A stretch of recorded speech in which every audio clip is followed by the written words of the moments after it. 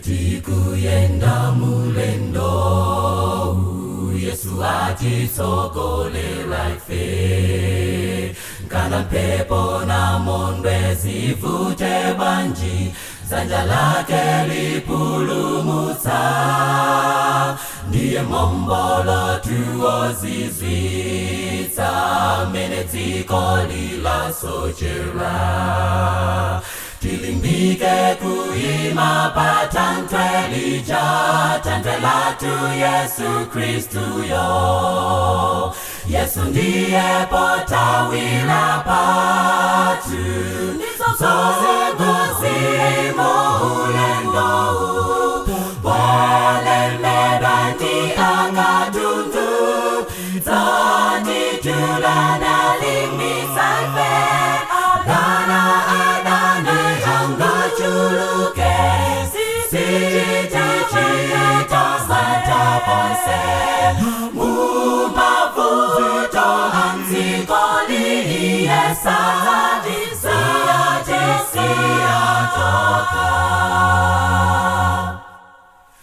Zikolino mavuto ngambiri maudani ntenda ndimfa kupondereza na kuliponse ponse ngakale mumpingo wake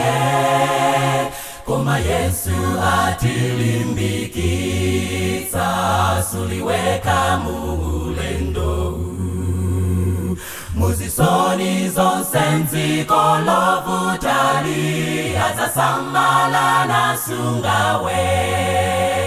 Yesu ndiye potawila patu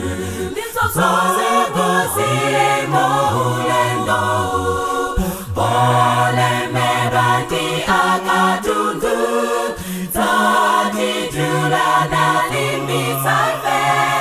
dana adane hanga chuluke sitechita santa ponse mumavuto anzikoli